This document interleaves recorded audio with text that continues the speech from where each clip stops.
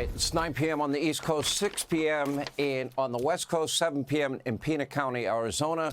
We have breaking news tonight. There are multiple big breaks in this case, including bombshell new video from the FBI. We'll have more on that in a moment with Kash Patel, the FBI director. Also tonight, major law enforcement activity now underway. 2 armored SWAT vehicles departed a Pima County Sheriff's parking lot, along with a local bomb squad. That was just a few hours ago. And moments ago, the bomb squad did return, according to reports from the ground. This activity is somehow related to the search for Nancy Guthrie. Meanwhile, Harvey Levin, who will join us in less than a minute, he is reporting activity for the very first time on the Bitcoin account linked to the initial ransom demand earlier today. Well, this nightmare finally came to life. They had their first break in the case, a haunting image that will send chills down your spine. The FBI successfully recovered this video from Nancy Guthrie's doorbell camera. It shows a menacing suspect at Nancy Guthrie's front door wearing a ski mask, gloves, backpack, appears to be holstering a gun in the front of his pants. If you take a close look, because the Guthrie family and the FBI are now asking once again the public for any and all help in identifying this person that we will be putting up throughout the hour. Savannah Guthrie posted this on Instagram with the caption, quote, "We believe she is still alive. Bring her home." So again, take a very close look. What do you see in these images? Do you recognize the face there? And what about the clothes? If this person looks familiar to you, possibly familiar, please contact the FBI or the Pima County Sheriff's Department. Again, the FBI Director Kash Patel will join us in a moment.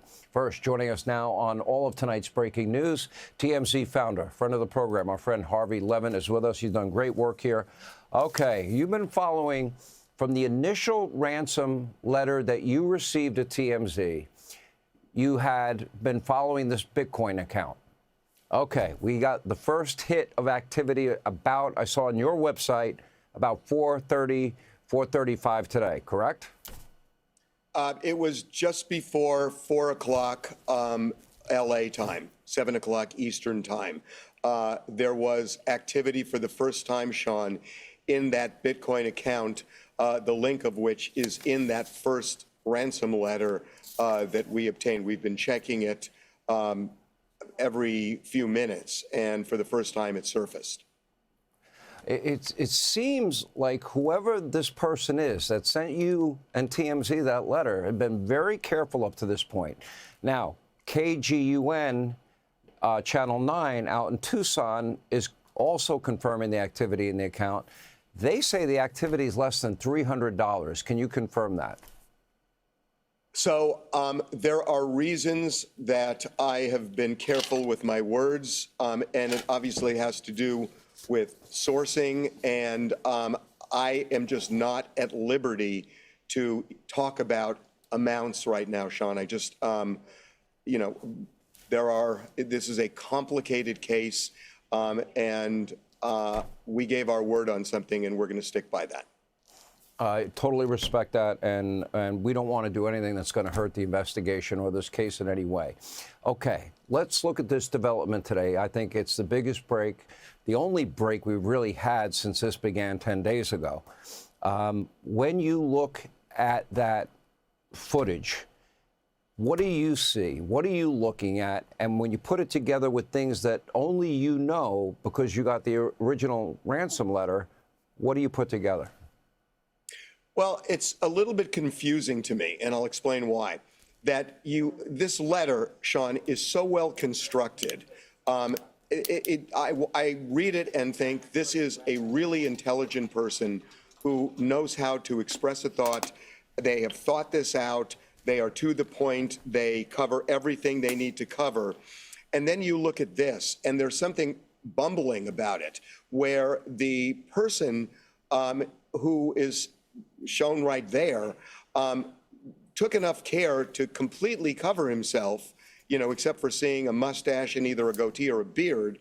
And yet he doesn't realize that there's a camera on that door, and that suddenly surprises him enough that he has to go over, stoop down, and grab some brush to try and cover the camera. That doesn't align to me with somebody as methodical as what I believe the person who wrote that note.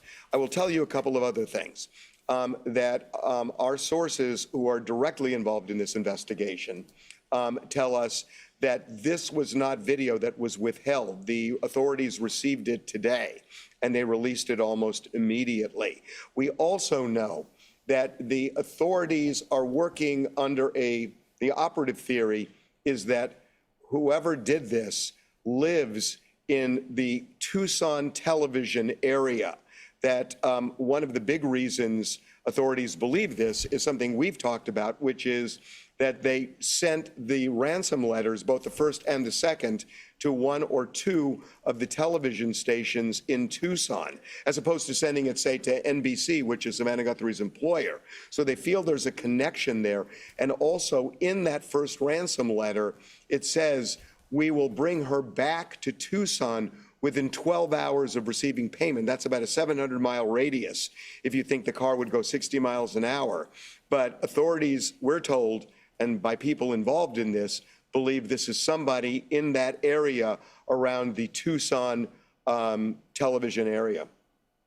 So if the person in that video, and when you put together the video and what we're seeing, the images we're seeing, with the letter that you put eyeballs on, and it doesn't really align with the sophistication of that letter, I've got to imagine it wouldn't align with a theory that it's somebody that knows Nancy Guthrie well, because if they did, they would have known that camera's there, if in fact they really are surprised by the camera, no? I mean, I think that's a really good point, that if this was somebody who cased Nancy's house, I would think one of the first things they would see is, and look for, is some sort of a camera on that door. So, look, I talked to one person involved in this case today, and I raised exactly that point. And the response I get back was, you cannot always use logic and reason in figuring things like this out. And I think that's true, that, you know, in some ways, you know, you're guilty of overanalyzing sometimes when you expect everybody to make the precise, rational move, and that just isn't always the case. So I can't explain that, Sean. You know, it does speak to somebody who didn't know that door before coming there in the first instance. But again, even if you don't know the door, everybody knows it's common to have those cameras. And if you take the time to completely cover yourself, with the exception of a little bit of a beard and a mustache, then wouldn't you think through, gee, there might be a doorbell there too? And at least when you walk up to the door, you have something in your hand to cover it with, as opposed to being surprised by it and then walking back to the garden area and grabbing some brush.